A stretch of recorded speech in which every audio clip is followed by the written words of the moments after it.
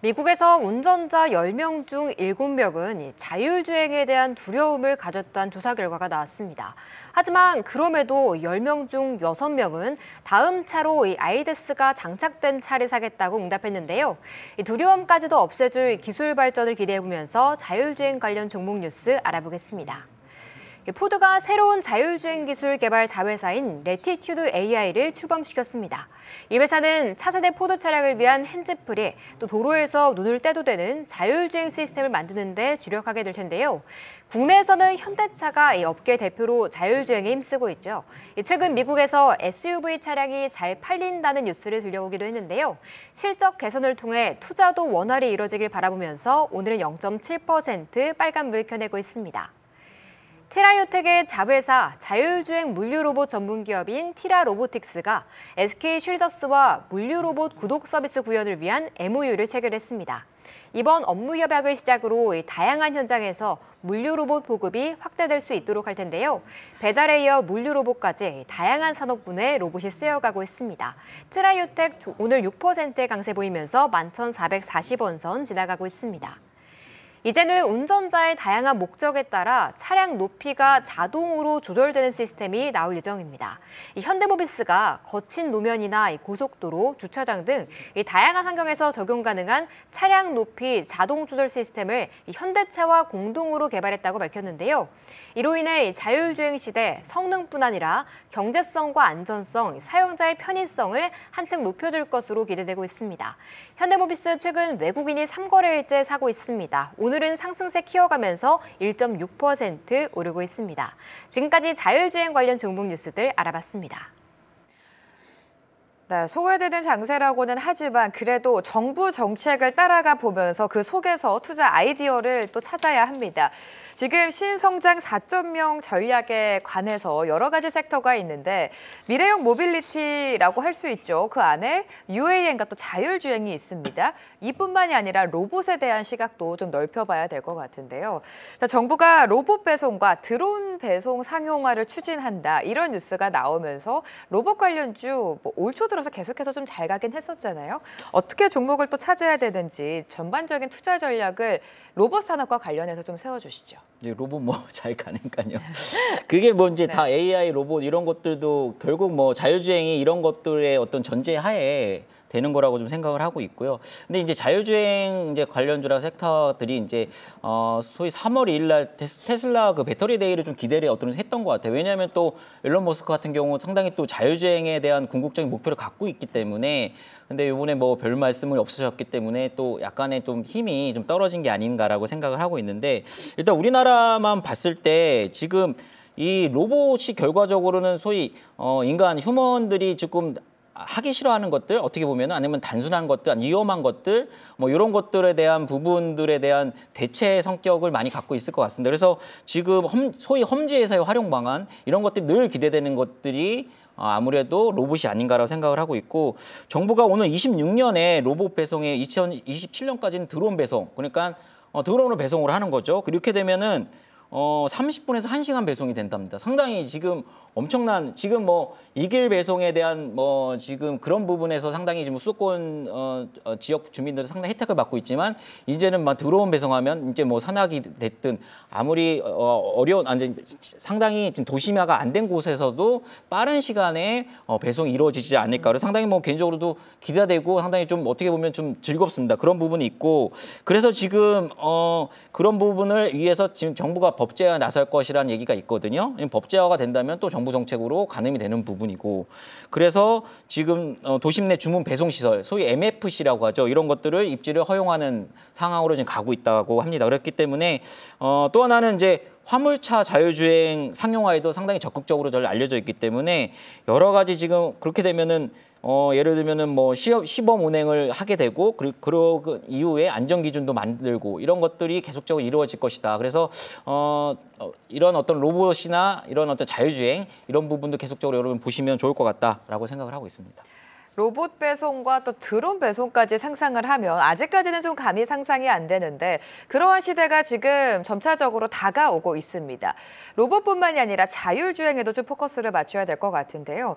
김 대표님, 자율주행 관련주 좀 어떻게 전략을 세울까요? 네. 그러니까 지금 그러니까 윤석열 정부의 신성장 4.0 정책 안에 그 몇 가지가 요즘에 그게 네. 공시한 게 있어요. 근데 그 안에서 그러니까 이게 약간 오픈북 같은 느낌이에요. 저 입장에서 보면 그 안에 이번에 정부가 강하게 추구하는 신성장 4.0 안에 그 미래형 모빌리티 안에 자율주행과 UAM이 있다는 거죠. 그래서 그쪽은 정부 정책에 반하면 안 되고 정부 정책에 맞게 방향을 맞춰서 관련 기업들을 계속 팔로우할 필요가 있는데 그래야지 지금 어쨌든 성장 섹터 안에서 순환매가 나오고 있기 때문에 자율주행 섹터는 정부가 지금 법까지 개정하면서 이쪽을 키워주려고 하고 있기 때문에 계속 좀 아직까지 덜 오른 후발주를 계속 봐야 된다고 생각이 됩니다. 예. 결국에 상대적으로 덜 오른 제2의 에코프로라고 표현을 하고 싶습니다. 후발주자를 좀 각각의 섹터 안에서 진짜 종목을 찾아봐야 될 것 같은데요. 자, 바로 또 종목을 공개해 보도록 하겠습니다. 류민수 부장님께서 칩셋 미디어를 오늘 골라주셨는데 구체적인 투자 포인트 바로 들어볼게요.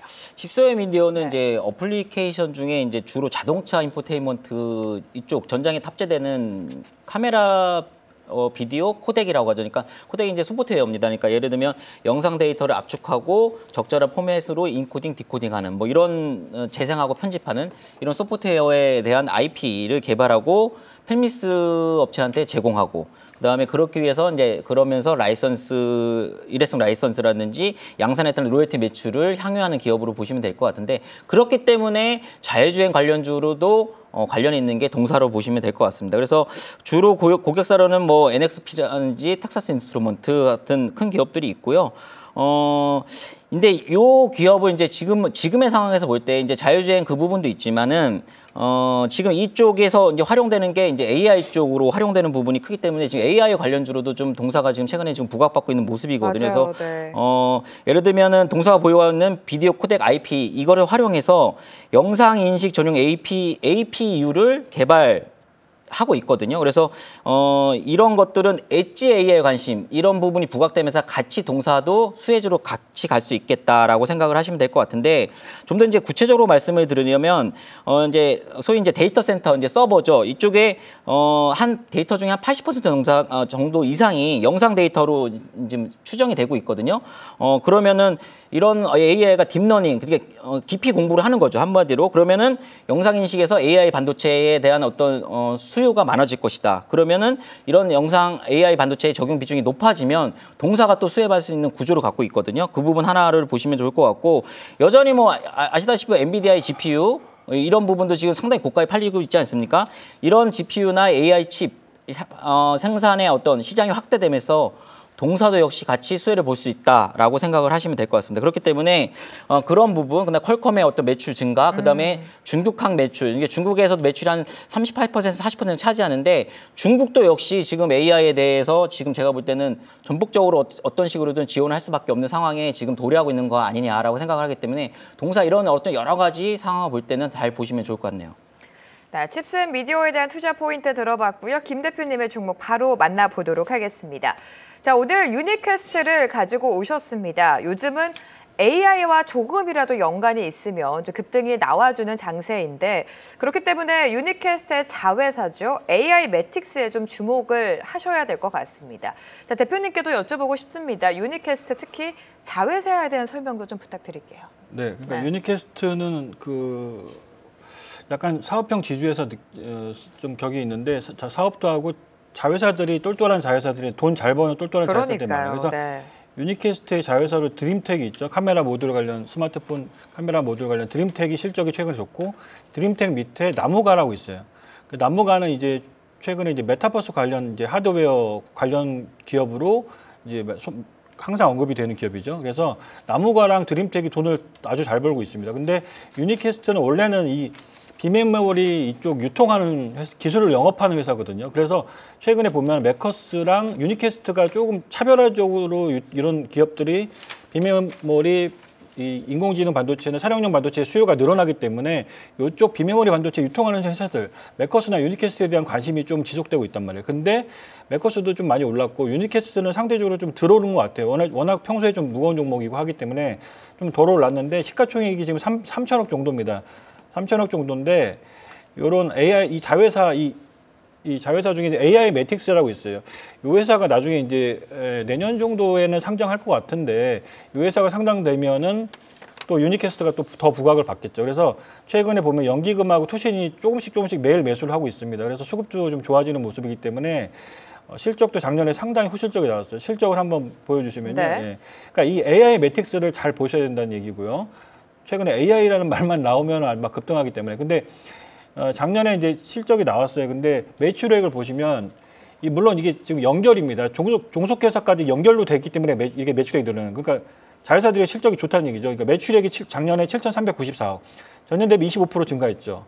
그리고 영업이익은 전년 대비 66% 증가해서 409억. 그러니까 계속 최근에 3년 연속 지금 네.